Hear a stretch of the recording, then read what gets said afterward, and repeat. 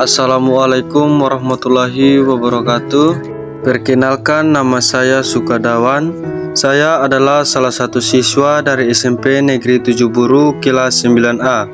Di sini saya akan membacakan cerpen yang berjudul Dilema Nara karya Kalisa. Nara terbangun karena sinar matahari mengembus jendela kamarnya yang entah sejak kapan terbuka. Sejenak ia hanya menatap langit-langit di kamar. Matanya masih terasa sembab, sisa tangisan tadi malam. Kemudian Nara bangun dan duduk di sisi ranjang kecilnya. Gadis itu memandang sekeliling kamar, dan tiba-tiba suara pecahan kaca terdengar dari luar. Nara menutup kedua telinganya kuat-kuat, enggan mendengar apapun. Setetes bening air mata bergilir di pipi.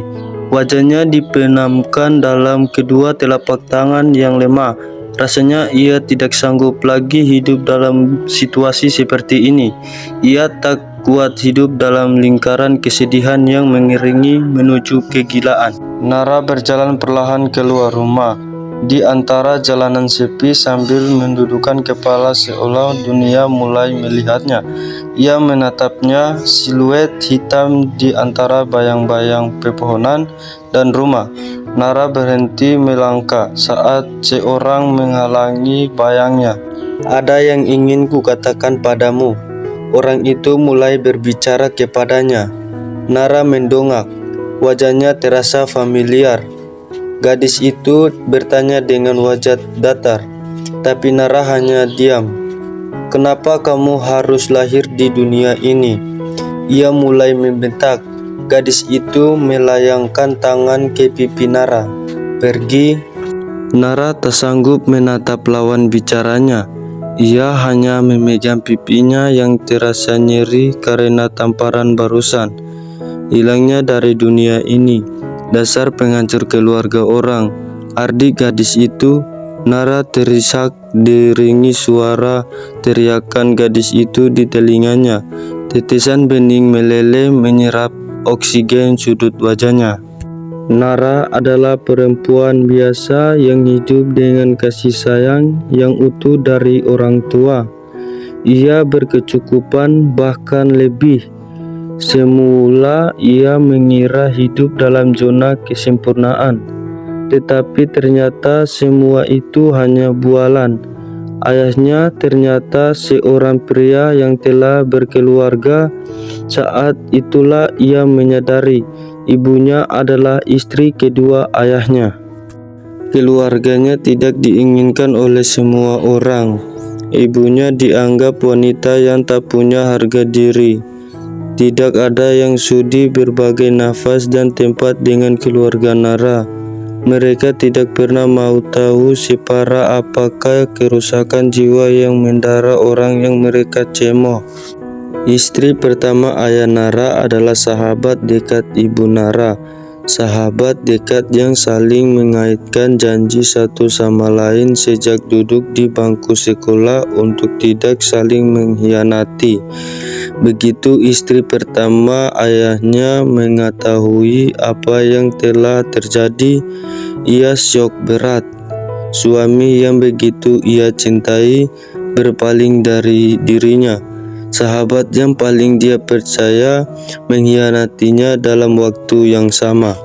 Nina, anak istri pertama ayahnya, pun tak percaya. Ia nyaris pingsan saat ayahnya mengungkap hal itu sendiri.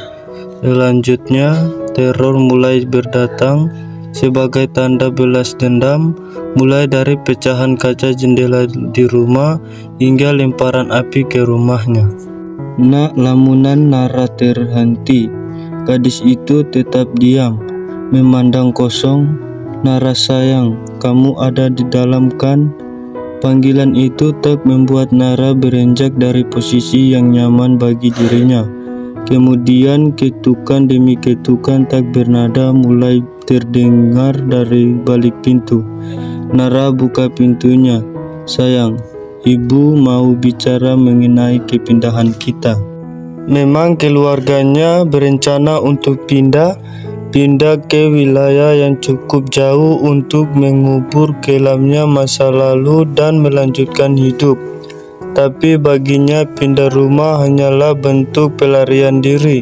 Raganya takkan teraniaya lagi, namun jiwa dan pikirannya telah menyatu dengan frustasi berkepanjangan yang diderita Nara. Nara selama ini ia tetap tidak akan hidup dalam damai sebelumnya. Nara bergeming. Dalam pikirannya yang kelut, ia mengingat Nina. Gadis itu ingin ia lenyap dari dunia ini. Ia ingin Nara musnah. Nara tahu apa artinya itu.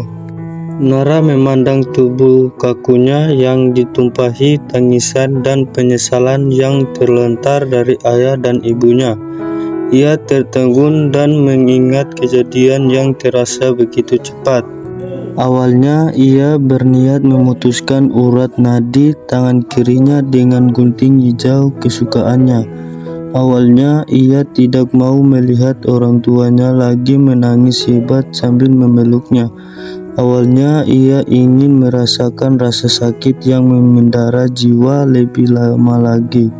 Namun saat ia menutup mata dan menguatkan diri atas segala risiko perbuatannya nanti, si berkas cahaya putih menyinari dirinya.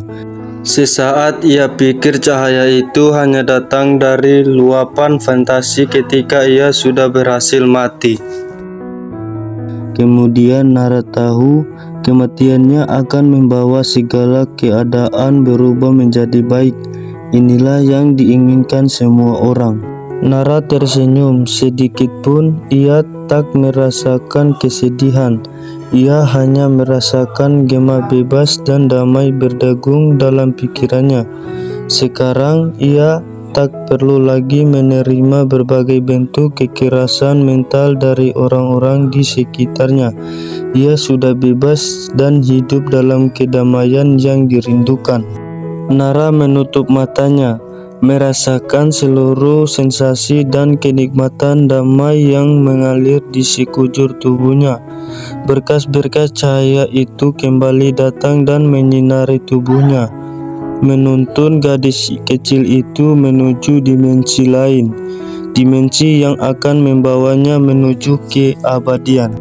Sekian cerpen dari saya. Apabila ada salah kata ataupun hal-hal yang kurang berkenan, saya mohon maaf. Saya akhiri. Wassalamualaikum warahmatullahi wabarakatuh.